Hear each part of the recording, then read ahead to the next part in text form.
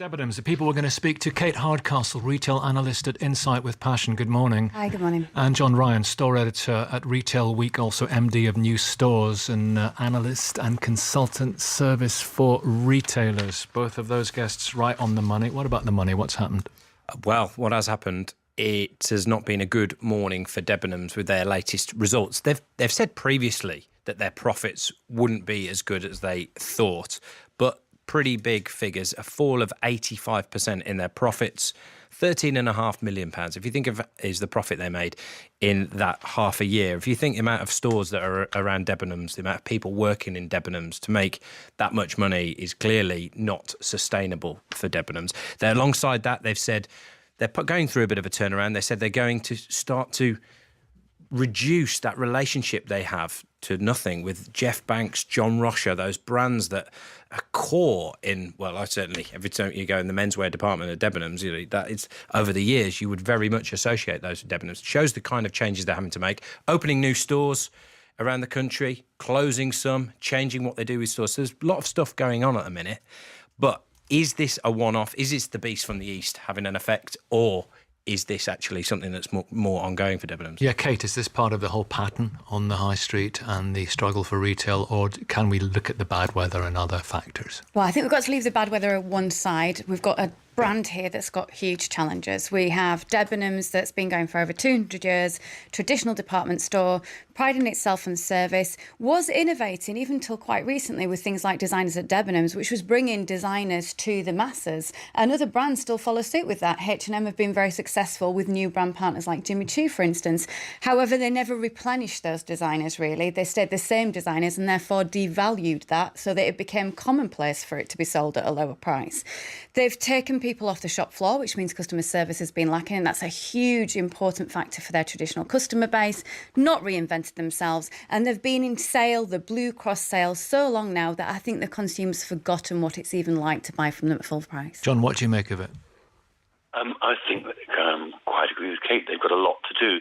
I would say that if you were to take a trip up to Stevenage, you'd see in Debenhams perhaps in a new light. They opened a store there back end of last year on a budget, and it looks miles different from the average Debenhams. The thing about designers at Debenhams, John Rocher and Jeff Banks, is the old guard, and there's a bit of a shrug of the shoulders, frankly. No disrespect to both gentlemen. But if you're going to have designers at Debenhams, it does rather carry with it the notion that they're not true designer collections. They are just names that have been sewn into labels or whatever.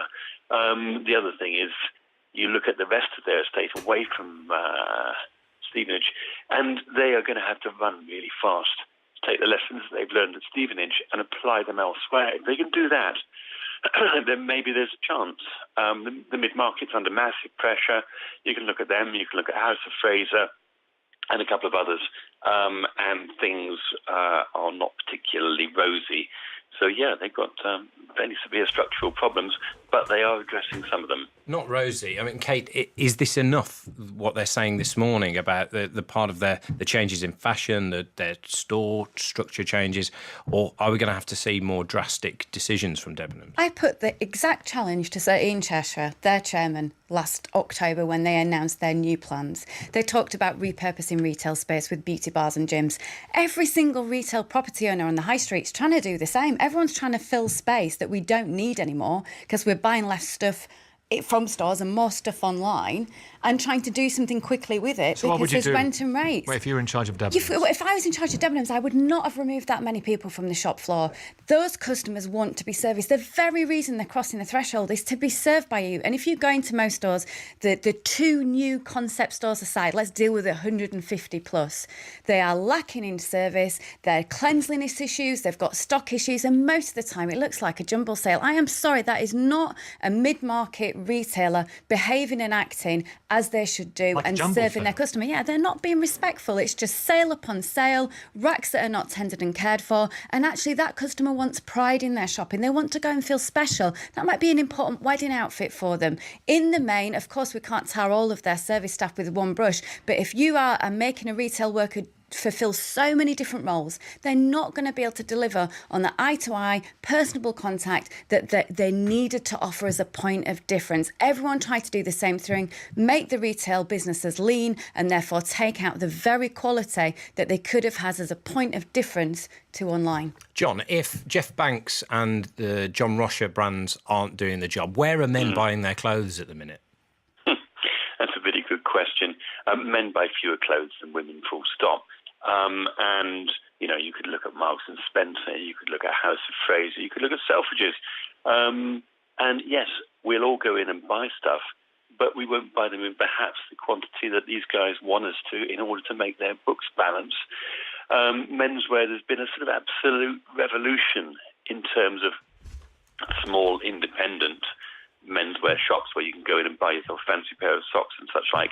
That's kind of not what the big mid-market operators are about, and I think Debs is as much under pressure as anybody else with that.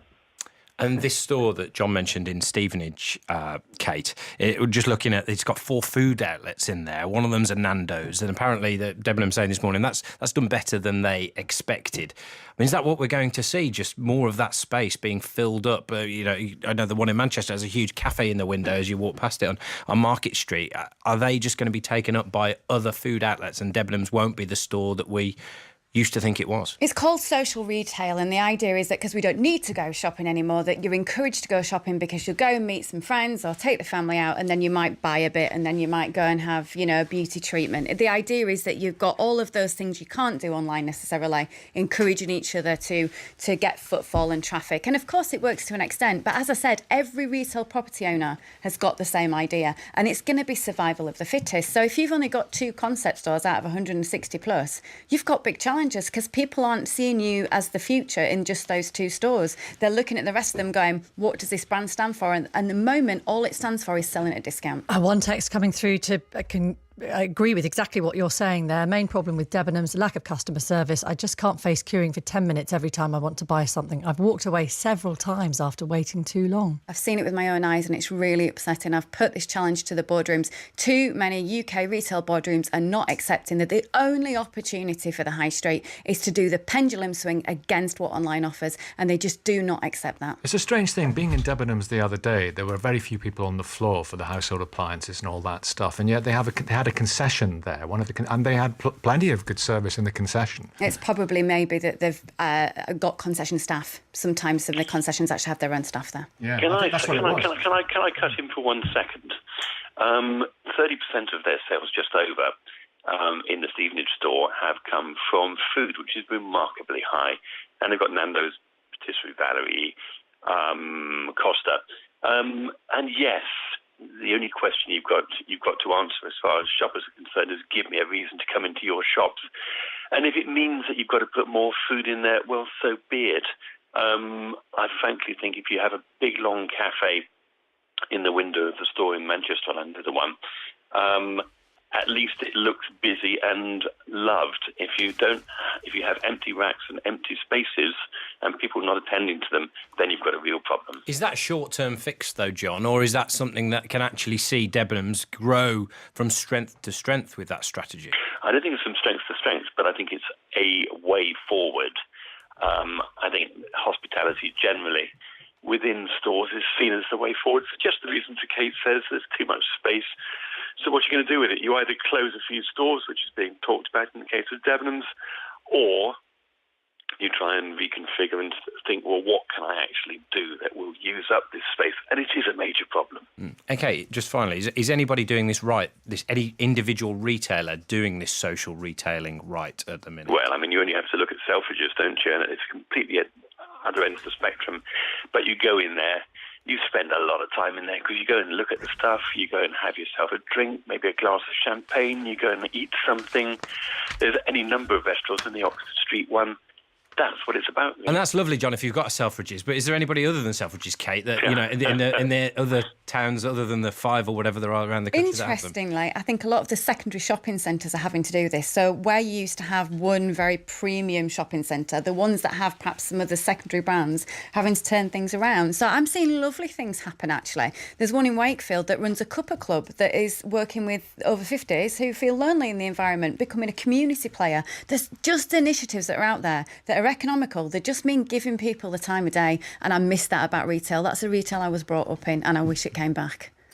Kate Hardcastle, John Ryan, thank you very much for that. It's fascinating, the outlook. Debenhams sums up a lot of what is going on in the high street, doesn't it? When we talk about the individual stores, the ones that are doing well, Primark probably, you know, opposite Debenhams in many town centres doing well, we've heard this week.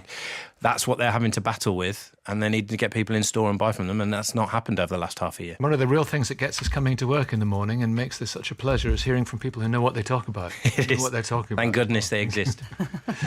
It's 8:13.